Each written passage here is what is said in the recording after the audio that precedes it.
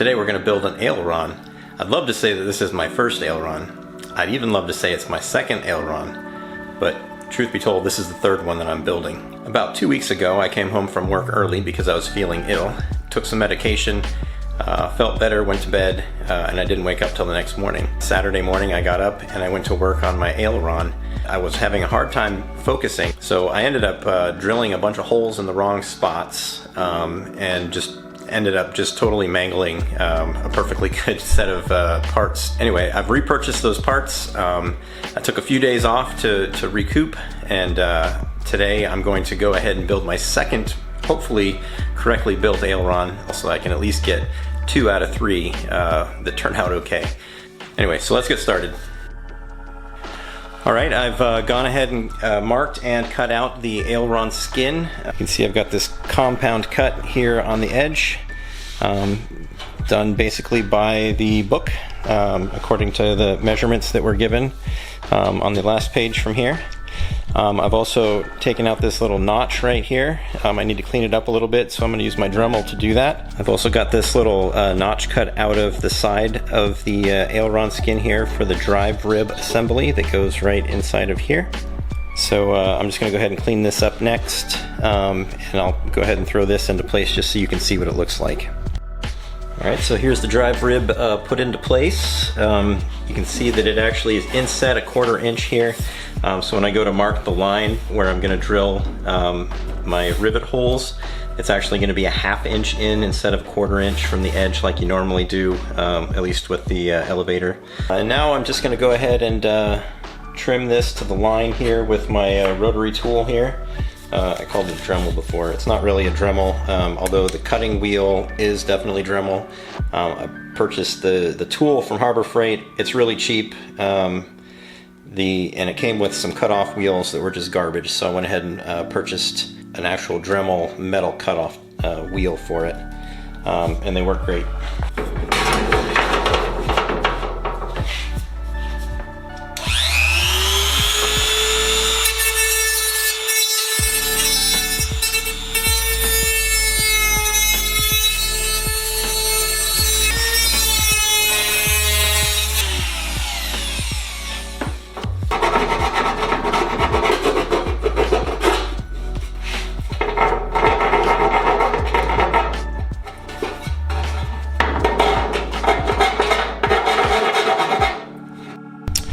Alright, one of the biggest mistakes that I ran into the first time that I built this is this measurement right here. It says 17 1/4 inches from the flat end over here to right here.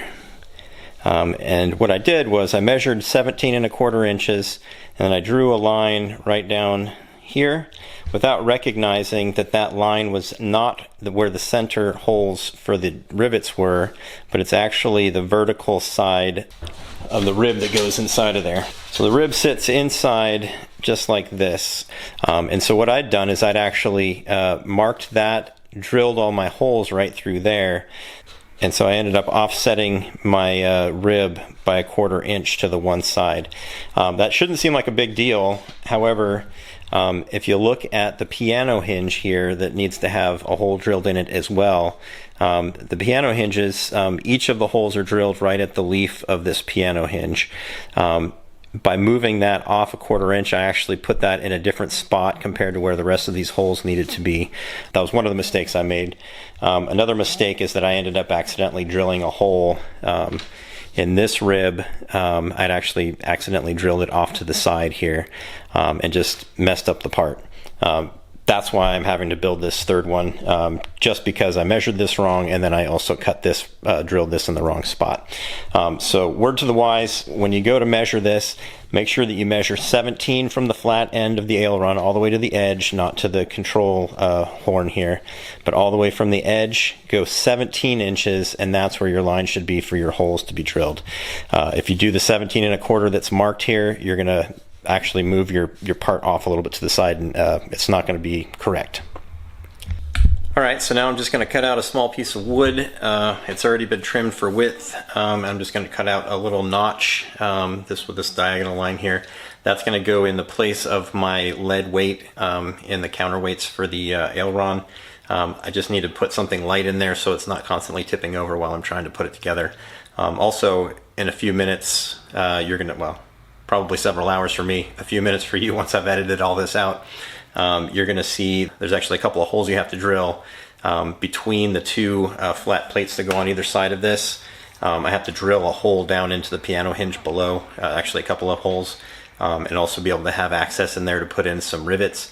So I'm just going to use a small piece of wood to stick in there to hold the width for the time being until I can get all that done, and then I'll put the lead weight back in there.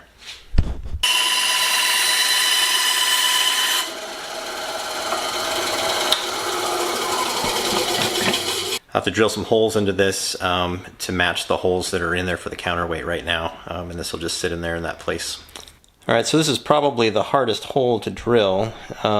If you look down here, I've already drilled one hole. There's another one inside of here that I need to drill off to one side. So the way I'm going to do this, I'm going to drill this with this really long drill bit. It's a 3/32, number, well, I guess it's a number 40 drill bit. But it's super long. It's a little bit flexible too. So what I'm going to do is get in here from underneath. I've already drilled out the piano hinge previously with the template and decided where that needed to go. In this case, I'm just going to bend the drill bit up a little bit into the hole and pull this in. Actually, I think I like it from the top angle better, so I'm going to try and do it from here. Probably won't be able to see it, but I'd rather get the hole drilled properly than worry about you seeing it.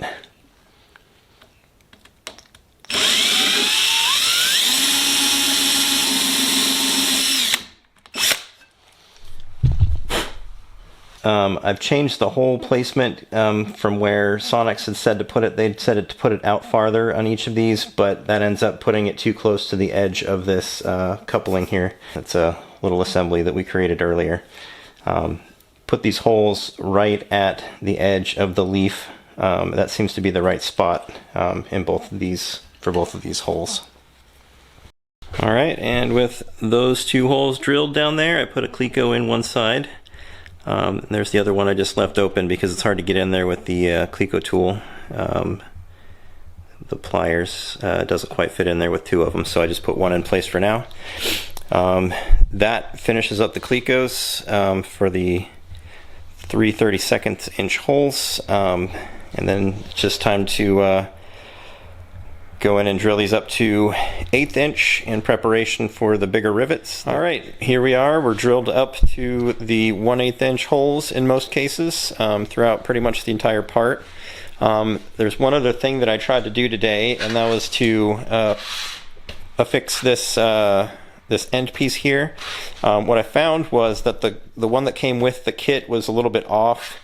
Let's see if I can get this. If I hold this up here like this, so if I start down here in the bottom, it's kind of lined up, but as I move up, it sort of, the aileron kind of moves away from the edge here. So it was bent in the wrong spot, and I opted to just go ahead and build my own. I had several pieces of scrap material laying around from various parts that I'd screwed up. Much of it was like a big flat piece like this right here that I just cut out.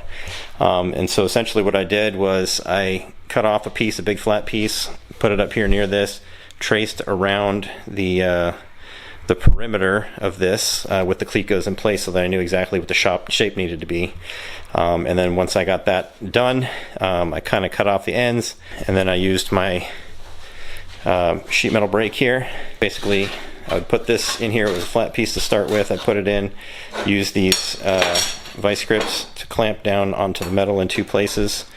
And then once that was all in place where I thought it should be to bend it, I then pulled up on this, bent it up to about 90 degrees. And obviously this part has two bends that are different than 90 degrees. This one right here I think is about, I don't know what that is, maybe, I don't know, 60, maybe, something like that.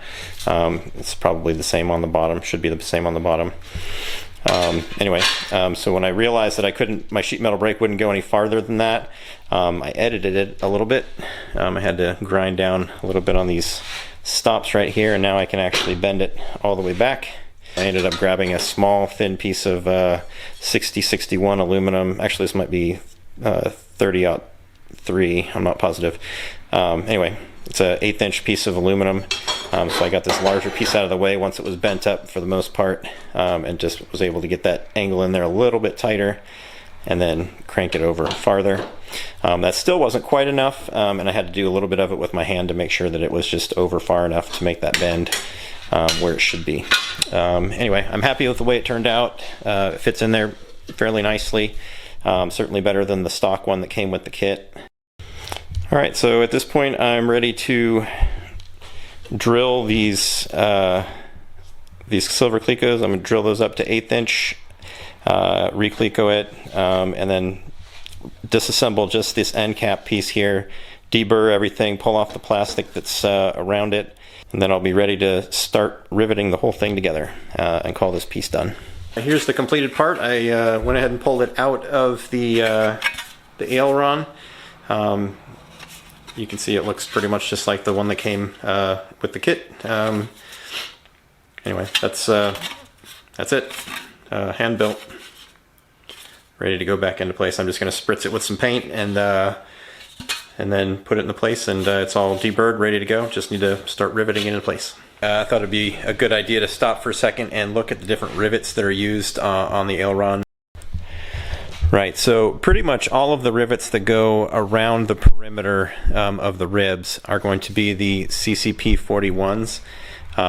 The only exception to that is the one that gets pulled into the piano hinge as well. Because of the thickness of the piano hinge, it takes a slightly larger rivet, a longer one, and you're looking at a CCP 42 on that one.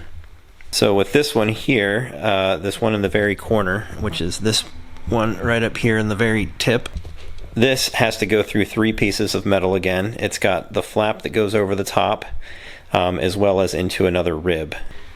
So we're going to the flap that folds over, to the part that goes under, and then through a rib as well, which makes it thick enough that it needs to have a CCP 42 just for the one rivet, just because you're going through 3 different sheets of metal. And then obviously this one here again is a CCP 41 because you're only going through 2 of them. And then all of these that go along through the hinge, they all require CCP 42s, and that includes the ones that go into the rib. So the length of the rivet is what changes between the CCP 41, 2, and 4. The length from the top, the head of the rivet, down to where the mandrel pulls through. What I'm doing right now is I'm just putting in all the rivets on the top skin into the ribs underneath. I know those are all CCP 41s. Every place that there's a rib in there, I'm going to stop and I'm going to verify that I'm pulling the right rivet before I actually pull one. Anyway, so I'm going to continue on pulling these rivets, and I should have a completed piece here in a few minutes, or probably less than an hour anyway. Alright, well I have all of the rivets on the tops and bottom skins pulled. Those are all CCP 41s. And I'm about to start pulling the ones on the piano hinge now.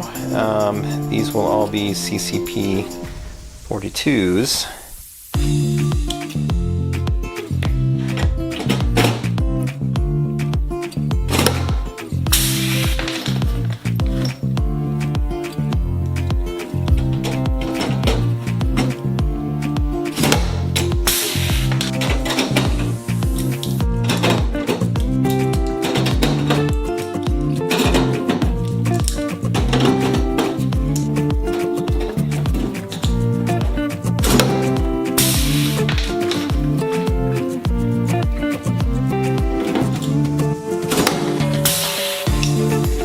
After just verifying this one rivet here that goes through the piano hinge, through the flap, through the back side of the skin, and then also through the rib on the inside, it's still a CCP 42, so it's the same as all the rest of these that I'm putting in, so I'll go ahead and add that now. Just wanted to verify that before I actually pulled the rivet.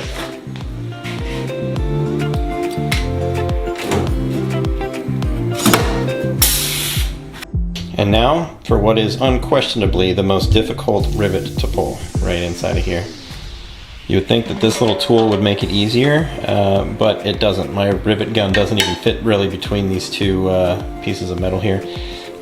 So what I'm going to end up doing is using a different rivet gun that's manual. I have to actually pull it.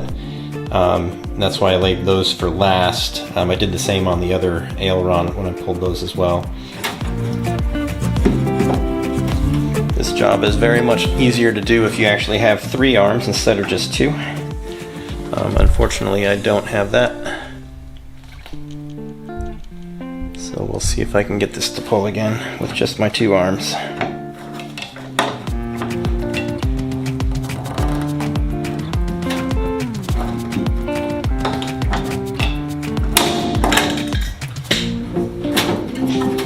Alright. Looks like it pulled okay. The piano hinge pivot slides nice and easily, which means I've got a nice straight piano hinge here. So very happy with that. All right, well that's going to wrap this one up. If you feel so inclined, please consider subscribing. I believe in the next video I'm going to go ahead and detail how I built that end cap, the rib that has that funny slant on it. Now that I have a little bit of practice, I think I can probably duplicate that again and do a pretty good job at it. So stay tuned for that one, and we'll see you on the next video. Talk to you soon.